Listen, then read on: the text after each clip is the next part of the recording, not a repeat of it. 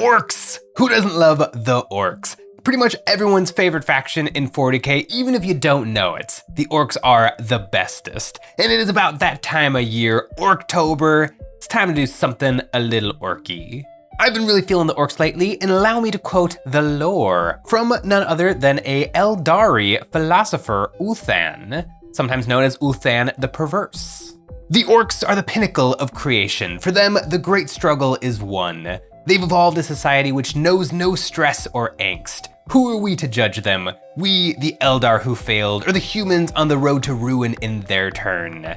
And why? Because we sought answers to questions the orcs wouldn't even bother to ask. We see a culture that is strong and despise it as crude. Yeah, he didn't get a lot of positivity from that statement, but it is absolutely true. In a galaxy that is nothing but war, it's a pretty good time to be an orc. And speaking of a good time, I am this close to a full 40k game board of orc terrain, a proper orc camp, and so it's time to make it happen.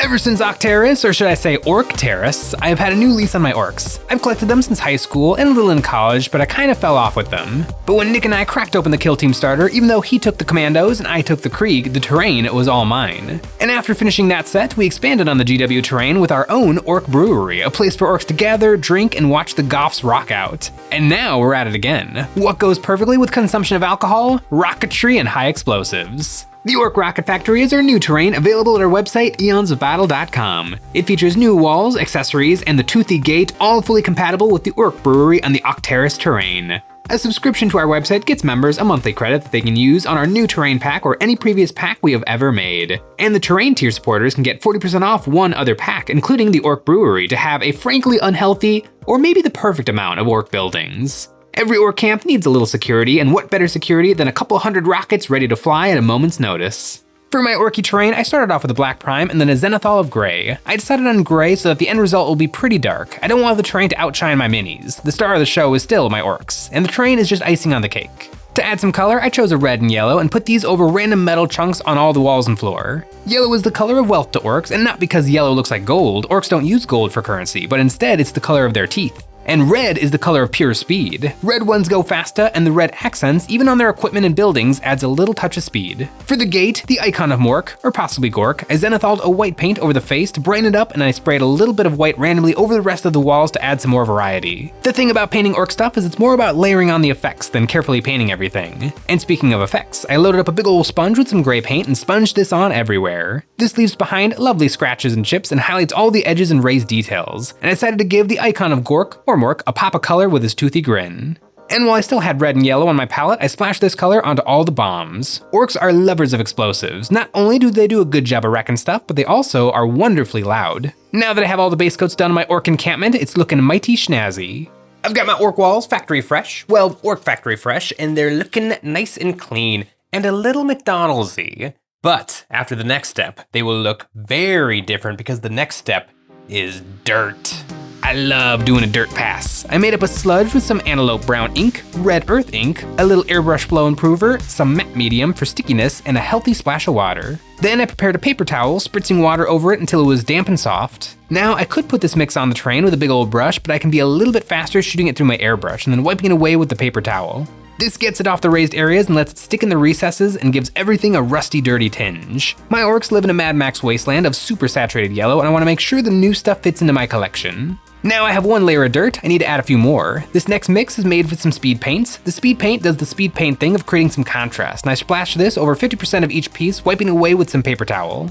Then on the noggin, I sponged on some white paint to make paint chips. All these layers have built up to make some almost non-metallic metal looking surfaces, and now I want to add a little bit of true metallic metal with a heavy dry brushing of silver. The reason I didn't just start out with the gunmetal color is the glitteriness of the metallic paint. I want to control what shines and what doesn't, so saving the silver till the end lets me make the decision to only have the most raised parts glitter and everything else just the impression of metal. Now on my last set of terrain, I used some chalk pastels and vibrant orange pigment powders to do the rust, and it looks decent, but a little overpowering.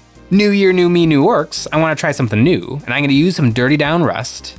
I rubbed this on in patches on the terrain and let it dry. Then I came back in with a damp brush and started to rub it off, using the bristles to rehydrate the paint and wipe it away on a paper towel to make it look more natural and get a gradient going. I really like how this rust looks. It's incredibly realistic, but it has its own problems. In miniatures, I'm not necessarily looking for hyper-realism, and this paint is transparent, so it can only be as bright as what's underneath. So to push the vibrancy, I took some orange acrylic paint and put this over the top to get it to stick in the recesses. Now I've really got some rusty rust going on. The paint is drying on the orcs' explosive encampment, and it might seem like a bad idea to live so close to where you keep the bombs, but for the orcs that just enhances the experience. The orcs are built different, literally because they were created by the old ones. It reminds me of a wonderful orky moment from a 40k novel, The Infinite and the Divine, a Necron novel. In the book, there are a few paragraphs from the perspective of a humble orc storm boy in the midst of a battle between the Necrons and the orcs. He sees the impossible power of the Necron technology, and all he does is he wraps on his helmet and then rockets off into the sky to survey the battlefield. Underneath him emerges a vision of Gork, or possibly Mork. A Gargant has joined the battle, and then seconds later his arm is severed by a Necron beam. But does that slow his stride? Not one bit. He looks down at his stump, smiles, and then thinks to himself, there's nowhere in the world he'd rather be. The joy of the orcs is contagious, and I'm gonna get a little bit of it because now I gotta glue on all the rockets. The orcs were created by the old ones to be a hyper-advanced warrior culture, and they were just that during the age of the Necrons, but nowadays they've regressed to a level of simple bombs and ramshackle launchers. But they haven't lost the tech to make better weapons. There are no orc scientists, instead all knowledge is in their DNA, and they get access to it through numbers. The orcs control a good number of worlds, they get machine guns and bombs. The orcs rule half the galaxy, they get FTL travel and laser guns. The orcs rule space, they get reality-bending tech. The orc mechs are the ones who put this explosive encampment together, but they're not the ones that keep it neat and tidy. Orcs don't make very good homemakers, and so that task falls to the Gretchin. And the last thing I gotta do is get a little paint on some new gits. These gits are part of our Orctober pack and were sculpted by our artist Liqerise, and along with the rest of the pack, printed in beautiful Soraya resin. Soraya resin is the best printing resin out there, and if you want to try it for yourself, we have a code EonsOfBattle to get 8% off.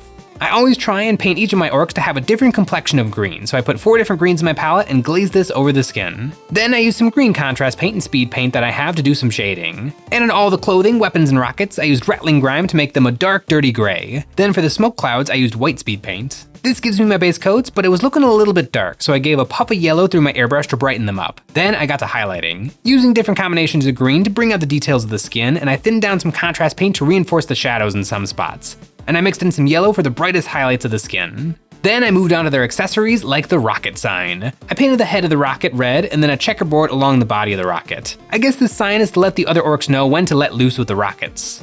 I painted all the eyes red and gave their toothy grins a coat of yellow-brown. On the rockets, I did a dry brushing of light gray and some more dirty down rust, pulling it away the same way I did on the walls. And finally, I applied a little silver dry brushing. And my gobos are done. I painted them in my Mad Max style, and Liqerise painted up a set as well in a more psychedelic style. These little gremlins are ready to populate the orc camp.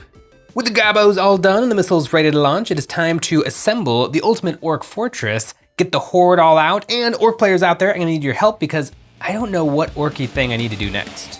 This style of terrain is my personal favorite, a collection of walls and platforms that are just the right amount of height to protect my greenskins from enemy fire, but also give some vantage points to climb up and take some sneaky shots off. The Orc Brewery came with me to Adepticon this year while we were playing some pickup games of 40k, and now I have enough for a proper war. I need to bring the orcs off the shelf. I've been focusing on my Black Templar far too long.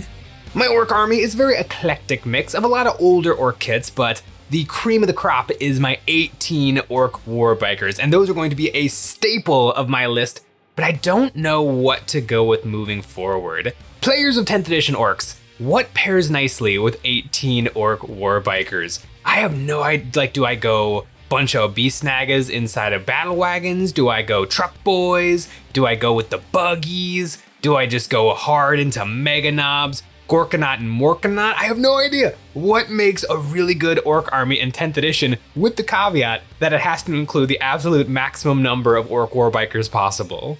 My orcs need to see tabletop time, and I need to paint some more greenskins, and I need to play 40k on the orc board. The Orc Rocket Factory is new to our website in the month of Orctober. We've also got the brewery and a good smattering of orc vehicles like the Grot tanks, which I'm still gonna bring in 10th edition. Even though they're legends, they're still pretty darn good. Let me know in the comments below what orky thing I should work on next. Thanks for watching.